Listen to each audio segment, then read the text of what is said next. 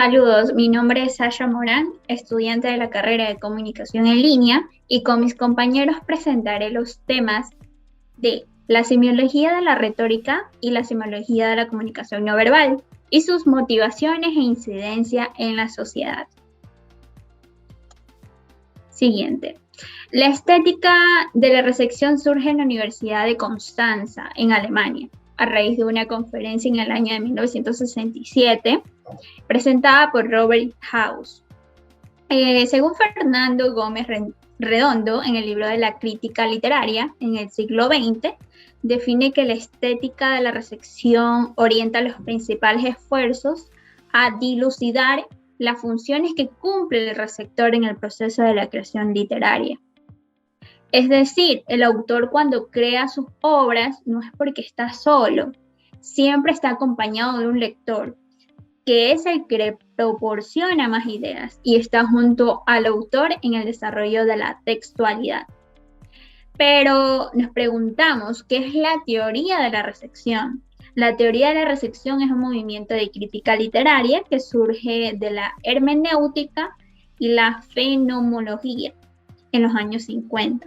Esto es al faltar la importancia del lector por las teorías del formalismo ruso, la nueva crítica y de autores marxistas como George Lukács y Walter Benjamin. Por otro lado, el ámbito crítico de la teoría de la recepción toma en consideración la lectura, la interpretación, el público, que es el que recepciona el texto, la audiencia y el consumo del texto. Soy Sigifredo Peñafiel Mena y voy a complementar la exposición de mi compañera partiendo según la teoría. El proceso de lectura es siempre dinámico. Es un movimiento complejo que se desarrolla en el tiempo. La obra literaria en sí misma solo existe a la forma que el teórico polaco Roman Ingarden llama conjunto de esquemas o direcciones generales que el lector debe actualizar.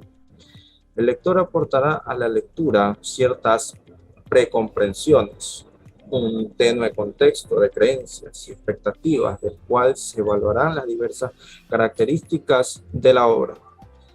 Resulta provechoso la idea de que la obra literaria deja de pertenecer a su autor en el momento que es publicada y la necesidad de conocer el momento histórico en el que se creó dicha obra para poder comprenderla.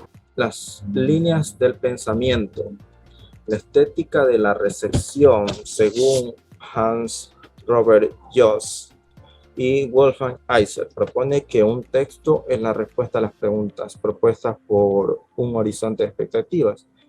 Pero por otro lado, en la teoría de la respuesta del lector, la obra no es la objetiva, ni existe independientemente de cualquier experiencia de ella, sino de la experiencia del lector. Vamos a ver las diferentes opiniones de los autores. Por un lado, Hans Robert Joss se basa primordialmente en el concepto de Gadamer, de la fusión de horizontes. Y Wolfgang Iser propone tomar en cuenta la importancia del lector de la misma manera que la crítica de la respuesta del lector. Stanley Fish y David Blake coinciden en que se debe enfatizar la naturaleza temporal del proceso de lectura y argumentan que el significado de un texto literario no puede ser separado de la experiencia del autor. El formalismo ruso. Entendemos que para transmitir un mensaje a un público es necesario utilizar el diálogo, donde se utiliza de una manera fundamental y estructural la retórica. Este mensaje, determinado por algunas reglas y una estructura, le permite convertirse en una codificación. El modelo que nos ofrece Roman Jakobson, estudiado en 1960, es mucho más profundo que el de Saussure, donde nos dice que el emisor y el receptor necesitan un código común para poder completar la comunicación. Y el formalismo ruso nos indica 6 factores aplicables dentro de esta composición de elementos. Dentro de ellos está el emisor, el mensaje, el receptor, el contexto, el código y el contacto. Cada uno de ellos interactuando para cumplir a cabalidad el objetivo. El emisor transmite un mensaje al receptor, pero este mensaje debe mantener un contexto. Debemos saber de qué nos está hablando. Este contexto va dirigido por el código, porque el código es el que está determinando las reglas, la estructura necesaria para que el mensaje sea codificado. Y de la misma manera en el contacto es donde todos estos elementos se logran encontrar y logran interactuar entre sí. Es lo que nos enseña el formalismo ruso. Funciones del lenguaje según Jacobson. Mi nombre es Daniel Zambrano. Función referencial representativa o informativa. Esta función se centra en el contenido del mensaje y la situación. Aparece en aquellos mensajes en los que se informa de algo con una manera objetiva. Por ejemplo, son las 3 de la tarde. Tiene un objetivo de informar la hora. Función expresiva emotiva. Esta función se centra en el emisor. Aparecen aquellos mensajes en los que se predomina la subjetividad.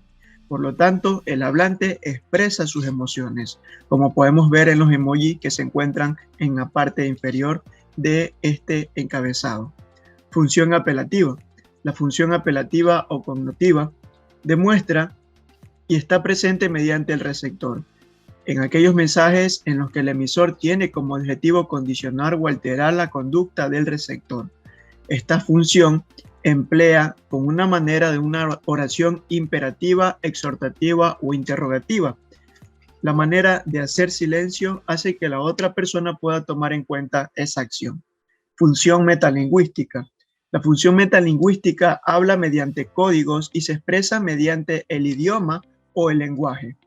Esto quiere decir que en el lenguaje español, por ejemplo, podemos encontrar varias de estas funciones mediante la tilde, el punto, la coma o diversos tipos de códigos que nos ayudan a expresar mejor nuestro idioma. Función poética. La función poética está orientada al mensaje. Aparece siempre que la expresión atrae la atención mediante su forma en cualquier manifestación. Esto abunda en los textos literarios, donde se muestra mediante códigos y frases poéticas o frases célebres en los cuales podemos centrarnos para de esa manera ejecutar un mensaje. Función fática. La función fática resulta de una manera orientada al canal de comunicación entre el emisor y el receptor. Esta función tiene la finalidad no de informar, sino más bien de cortar, intervenir o terminar una comunicación. Por ejemplo, se encuentran frases como por supuesto, claro, escucho, naturalmente, entiendo, perfecto, ok. También podemos centrarnos en la imagen que se encuentra en la parte interior. Cuando una persona muestra o manifiesta de que entiende, la otra persona lo recepta y se termina una comunicación. Muchas gracias. Saludos cordiales. Mi nombre es Ángel Vaca. Voy a exponer los temas relacionados al análisis del discurso y el lenguaje no verbal, que en parte van de la mano. Si realizamos un análisis, podemos tomar un ejemplo de personajes que al dar un discurso político realizan gestos para convencer a las masas. En el caso de Ecuador, el presidente Rafael Correa ha sido un tema de estudio en diferentes ámbitos en referencia a los mensajes emitidos en las cadenas sabatinas por el gobierno central y su incidencia en las controversias con los grupos políticos de la ciudad de Guayaquil, concluyendo que uno de los pilares que lo mantuvo durante 10 años en el poder fue la comunicación. La población fue sometida a un bombardeo sistemático y constante desde 2007 hasta el 2017 en un total de 523 enlaces ciudadanos, como dato adicional. Denominado sabatinas, porque así la había denominado él, ¿no? Lo que le permitió mantener el contacto con la gente, medios de comunicación, redes sociales, entrevistas, entre otros escenarios. Aquí podemos observar otro personaje público y político. Por ejemplo, el abogado Jaime Nebot Sadi, exalcalde de Guayaquil. Él también tenía una manera muy particular de exponer con sus discursos dirigidos a las masas. Por ejemplo, me acuerdo en una ocasión, él optó por desabrocharse la camisa en pleno discurso y golpearse el pecho, ¿no? Con su acción, a mi parecer, comunicaba a la gente que, no sé, podemos decir como una manera de orgullo, ¿no? Por su ciudad y valentía, como que no se dejen de ese gobierno, porque como todos recordamos, él nunca tuvo una buena relación con el expresidente Correa. Entonces, a eso es lo que nosotros nos referimos como un lenguaje no verbal, que va de la mano con el discurso, obviamente, ¿no? Eso les puedo manifestar en mi exposición. Muchísimas gracias. El discurso es una práctica social peculiar y está constituida por varias materialidades, con funcionamientos diferentes. Las mismas son las condiciones de producción, circulación y recepción. Pero ustedes se preguntarán en qué condiciones pueden surgir ciertos discursos, quién puede decir qué y en qué momento.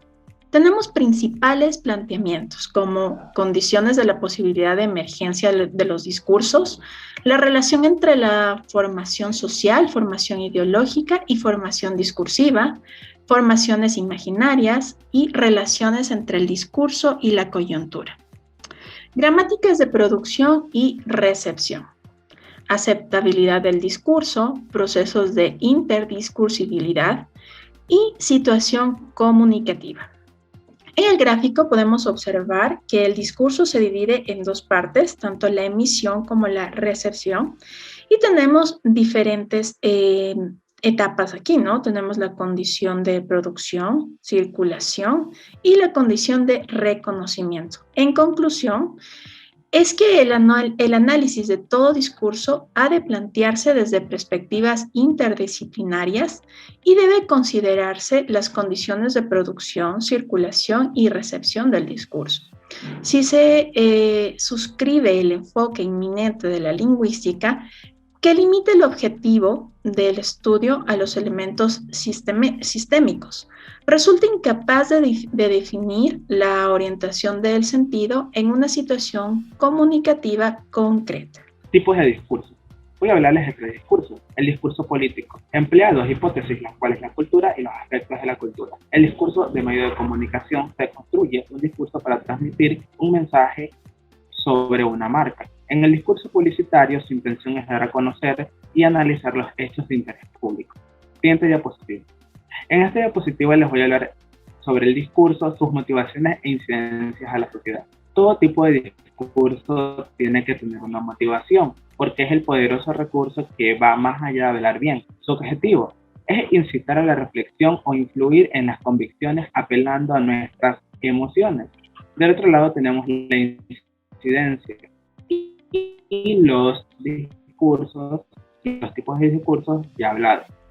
Un ejemplo vivo de la incidencia en un discurso es el de Jaime Roldós Aguilera en el año 1981, con esta frase célebre: "Este Ecuador amazónico, desde siempre y hasta siempre, viva la patria".